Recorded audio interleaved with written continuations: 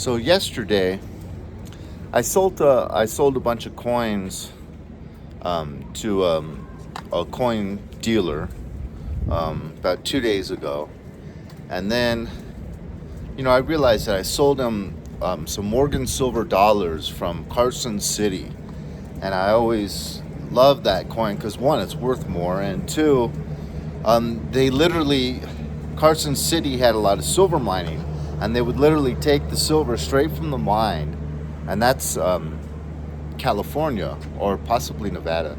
But anyways, they would take the silver straight from the mines and mint the coins right there in the little tiny town of Carson City.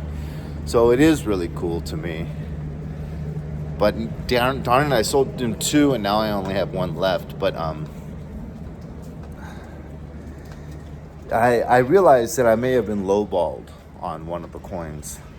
And I called him and asked him if I could buy back the one that I paid $70 for. And he wasn't in the shop. He was on the phone with his wife. And his wife and him literally talk about it for 5 minutes. And then he comes on to talk to me. And the guy just goes off on me. He's like, look, I gotta make some profit, off that coin you gave me for $70. I'm only making 140. It's like, wow, just for flipping it in one day, you're gonna make $70 profit? When I've been carrying this thing around my entire life, literally 40 some odd years, because I probably got it when I was like 10 or something from my dad. Moving it from apartment to apartment to apartment, caring for it, putting it in these little sleeves, plastic sleeves. And I make almost no profit. When you think about all the care and all the time I've cared for that, I'm taking a loss.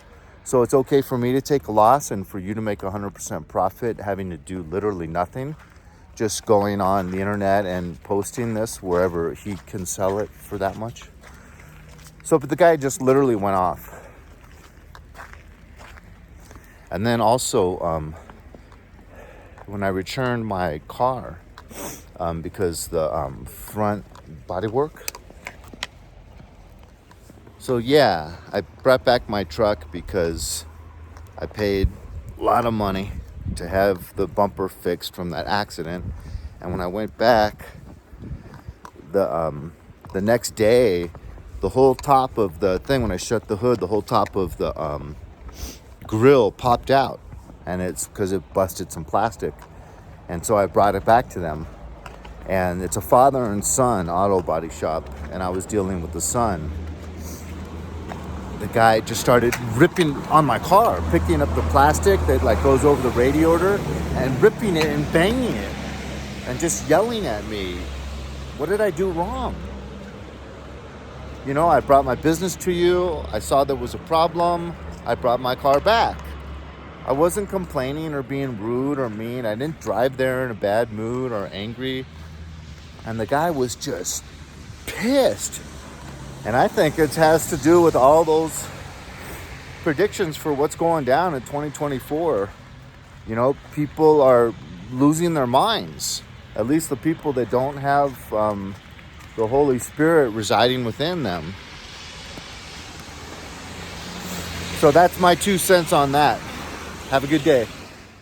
Hey, you guys. So more than just about any other video, I'd really like to hear if you are noticing people that you just have to deal with for an interaction, like I did with my car or that selling that coin. If you're noticing this too, because I'm up here in a fairly small town, with more religious people and less criminals, a police force that literally works hard and takes their job seriously. And I wouldn't be expecting this, but I'm sure some of you people are still living in some of the big towns or some of the big cities. And I'd really love to hear what you're seeing with these interactions. Are people, in your opinion, are they looking like they're becoming a little bit unraveled and a little bit, because let's not forget about this, right? So I mentioned the coin guy I mentioned the truck. This guy, before he attacked me and bit me and scratched me all over and started breaking fingers, there was no argument. And for 2 months leading up to that moment, when he decided to attack me, he was extremely aggressive. You know, I could never be in the kitchen with him at the same time unless I wanted a possible conflict, because he would not move graciously in the kitchen. In the kitchen, it was all about, I hate your guts, and if you get in my way, I'm going to steamroll right over you. And the way he feels that way is because I had like 3 requests of him. Could you not leave the trash sitting here for 2 weeks straight, smelling the whole place up? Could you not, could you, here's some treats for my dog. I bought him $9 worth of treats. When you come and you go, can you just give him a treat? So he just sees you as this Pez dispenser, someone that he really, really likes. He won't do it. Even when I gave him the $9 worth of treats, he just looked at it and put it in the cupboard. Didn't say thank you, didn't make eye contact.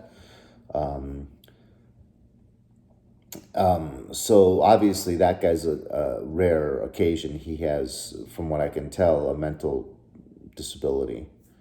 But anyone that's out there, if you want to pray for me tomorrow, I'm going to court on this, and I can either have a criminal record at the end of this court hearing, or I can not have a criminal record. I don't know how it would be that way when I'm an established, basically an old man compared to this guy. I'm 57, been a school psychologist for 28 years. I have no criminal record. And he has no wounds on him except for one little scratch right here. And I've got, bite marks, scratch marks all over me, broken fingers. And I'm the one that called while he was trying to break my fingers. I was trying to get it on the phone and call 911, and I'm the one that made that phone call to 911. And my story never changes. They didn't even repeat my stories in the paperwork correctly. He took 3 swings at me before he lunged at me and bit me on my shoulder. They never said anything about the three attacks he took with his fist at my face that I blocked. They just mentioned the biting of the shoulder. So that's instead of 4 assaults, there's only 1 assault mentioned. Oh, man. So anyways, I'm interested to see if you guys are noticing that. So leave me a little comment if you can. Thank you.